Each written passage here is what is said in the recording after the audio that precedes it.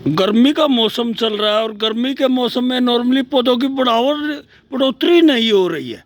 मैं आपको 10 ऐसे फर्टिलाइज़र बताऊंगा, ऑर्गेनिक भी और ये केमिकल भी, जिससे हमारे जो पौधे बढ़ नहीं रहे हैं, बढ़वार नहीं हो रही है, उन सब की बढ़वार शुरू हो जाएगी।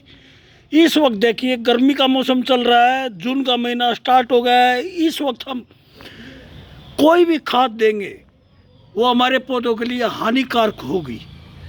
यदि ज़्यादा मात्रा में देंगे, लेकिन बहुत कम मात्रा में देंगे, तब हमारे पौधे ठीक ठाक चलेंगे। देखिए, मैं गर्मी के मौसम की आपको कुछ ऐसी खाद बताता हूँ, ठंडी खाद। सबसे पहले तो हम देखें, जैसे गोबर की बात कर ले, गोबर की खाद या वर्मी कंपोस्ट, ये सब गर्म खाद है। इसको हम इस वक्त देंगे तो हमारे पौधे जलेंगे। इससे क्या कि पौधे हमारे ज़्यादा पानी मांगेंगे, और ज़्यादा पानी मांगेंगे तो उसमें नमी रहेगी और हमारे पौधे जलने भी लगेंगे गर्मी में। इस वक्त गर्मी में इसको अवॉइड कीजिए।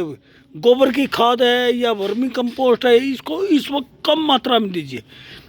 कह सकते हैं महीने में एक बार थोड़ी सी दीजिए।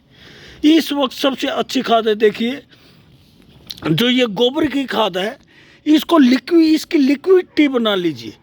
देखिए, इसको पानी में घोल लिया, पानी में घोलने के बाद देखिए रात भर छोड़ दिया, मतलब 6-7 घंटे, देखिए उसके बाद उसको छान लिया। देखिए ये जो पानी है मात्र, इस पानी को हमको यूज करना है, इसके लिक्विड इसको, क्योंकि इसके एक्सट्रैक्ट इसमें आ गए, और जो ये खाद है इसको हम वापस कंपोस्ट बिन में अपने उसमें डाल देंगे।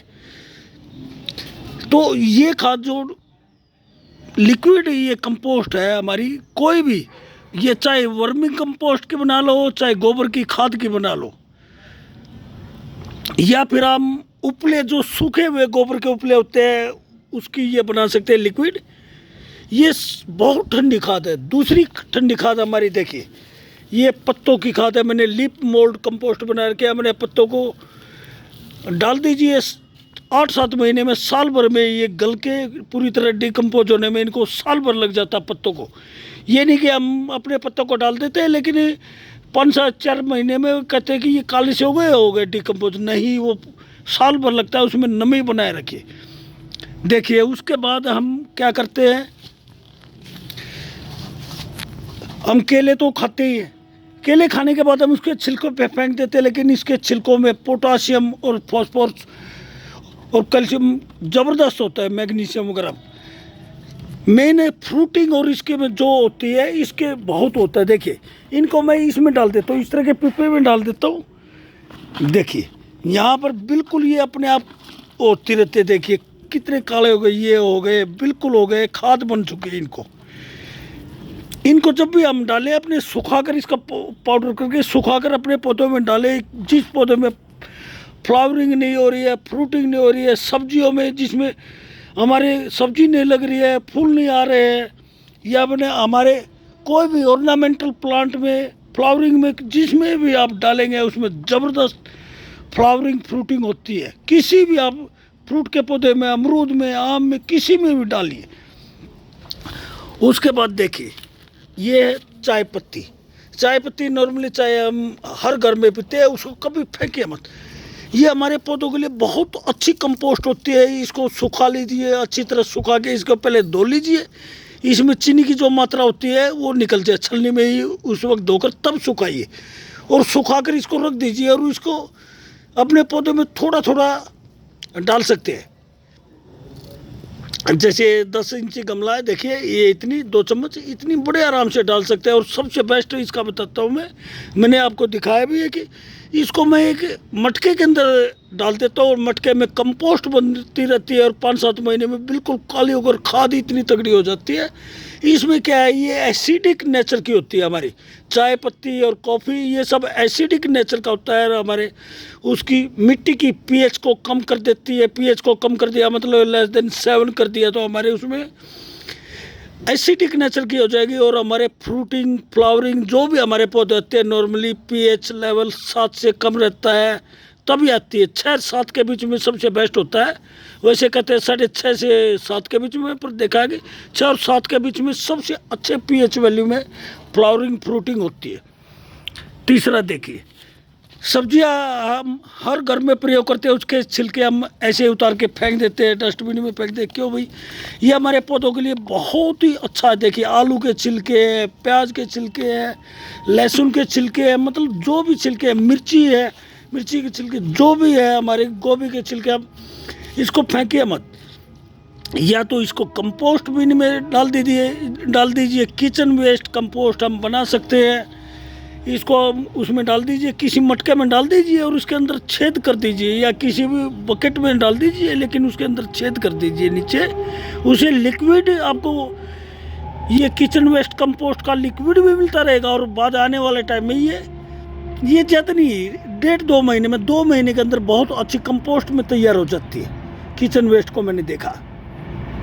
इसके लिक्विड को भी आप वो कर सकते हैं, जो नीचे से एक्सट्रैक्ट निकलेगा इस तरह का, वो उसको अपने अलग कर लीजिए और उसको पानी में मिलाकर, मतलब उसको डाइल्यूट करके, मतलब कह सकते हैं कि 1 लीटर पानी में एक ये गिलास डाल लीजिए, 1 पाव, मतलब इतना डाल के, बल्कि और भी डाइल्यूट कर सकते हो, वो दीजिए आप, बहुत ही तगड़ा। दूसरा, उसके बाद देखा हमारे घरों में आजकल गर्मी के दिनों में नींबू, मौसमी, संतरा खूब यूज हो रहा है। उसके छिलकों को फेंकिए मत। कोई भी सिट्रस फ्रूट्स होता है, इसके छिलके बहुत ही ज़बरदस्त हमारे पौधों के लिए होते हैं, फ्रूटिंग फ्लावरिंग के लिए। इसमें पोटासियम, फॉस्फोरस बहुत ज़बरदस्त मात्रा में होता है। इसको 2 तरह से हम यूज़ कर सकते हैं। या तो इसको सुखा लीजिए, जैसे देखिए ये बिल्कुल सूखा रखे मैंने, सुखा के रख लीजिए, और जब भी इसको डालना है, इसको पाउडर बनाइए, इसको क्रश कीजिए और अपने पौधों में डाल दीजिए। ये उसको रख दीजिए, सुखा कर एक तरफ रख दीजिए। आने वाले टाइम में डिकम्पोज होते रहते हैं धीरे धीरे। ये जितना पुराना छिलका होगा उतना डिकम्पोज हो जाता है, इसका मतलब। और इससे फिर ये नहीं कर सकते तो ये मैंने देखिए एंजाइम है, एंजाइम इसके ऊपर मैंने डिटेल में वीडियो बनाई हुई है, आप चेक कर सकते हैं। एंजाइम हम बना लेते हैं इसमें, और एंजाइम हम अपने उसमें प्रयोग करें पौधों में। सबसे बेस्ट वो है एंजाइम पौधों के लिए, मल्टी न्यूट्रिएंट्स का ये है। हम इसको कर सकते हैं, स्प्रे भी कर सकते हैं और पानी में भी दे सकते हैं। ये जो मैंने खाद बताई, ये सब पानी के अंदर देने की, स्प्रे इनका मत कीजिए। अब आ जाते हैं हम केमिकल में। केमिकल से पहले देखिए, ये सागरिका है, ये समुद्री घास का वो है, सीवीड एक्सट्रैक्ट सागरिका कंपनी का है, इफको कंपनी का, सागरिका या किसी भी कंपनी का हो सकता है। कुल मिलाकर हमको चाहिए समुद्री घास का ये एक्सट्रैक्ट है, सीवीड।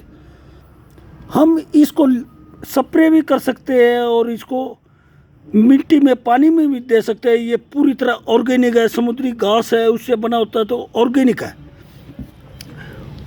उसके बाद हम डीएपी तो यूज करते ही हैं नॉर्मली किसी भी उसमें, लेकिन मैं कहता हूँ कि जो केमिकल है, केमिकल को अवॉइड कीजिए। अपनी सब्जियों में, फलों में बिल्कुल मत डालिए, और नहीं डालिए फ्लावरिंग के पौधों में।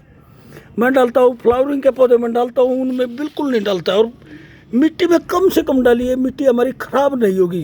केमिकल डालेंगे तो ख़राब हो जाती है।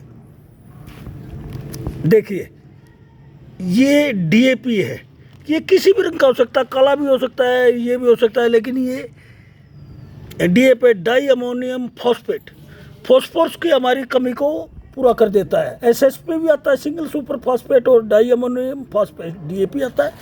इसको डालेंगे तो हमारे पौधों में जड़ों का विकास होगा, जड़ों का और ओवरऑल विकास होता है। जड़ों का विकास के लिए मेन सबसे पहले फ्रूटिंग, और उसके लिए जड़ों का विकास, और उसके लिए बहुत ज़रूरी है। उसके बाद देखिए, ये यूरिया नाइट्रोजन का बहुत तगड़ा सोर्स है हमारे पौधों के लिए। मेन मैं बताता हूँ, 3 NPK, नाइट्रोजन, पोटासियम और फॉस्फोरस, 3 मेन तत्व चाहिए।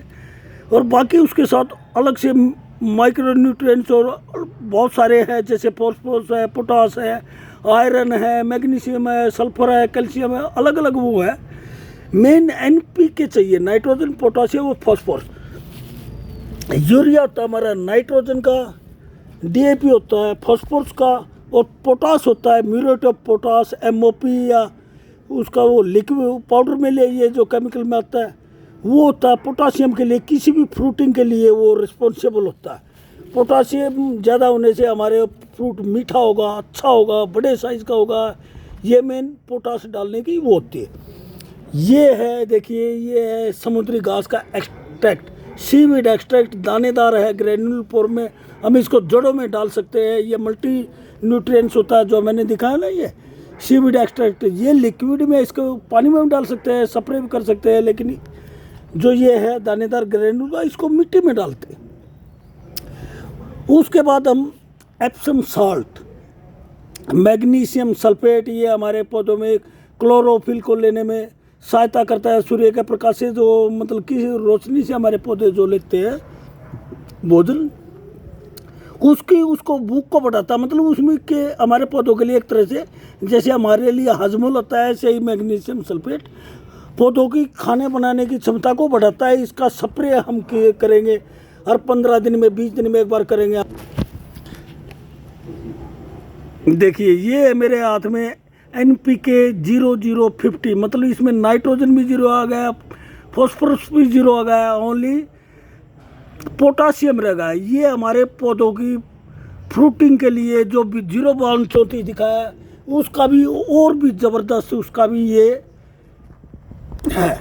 इसमें मात्र पोटासियम हमारे किसी भी पौधे में फ्लावरिंग के लिए, फ्रूटिंग के लिए, या फूलों के लिए, या सब्जियों में फूल नहीं आ रहे, उसमें इसका स्प्रे कर दे, ज़बरदस्त फ्लावरिंग फ्रूटिंग होती है। देखिए ये मेरे हाथ में है जैगरी गुड़। ये हमारे पौधों के लिए ज़बरदस्त टॉनिक है। हमारे पौधों में एक तरह से हम मिट्टी में डालेंगे, हमारी मिट्टी में जीवाणुओं की संख्या बहुत ज़बरदस्त बढ़ जाएगी। हमारी मिट्टी में जीवाणु बहुत बढ़ जाएंगे। इवन केंचुआ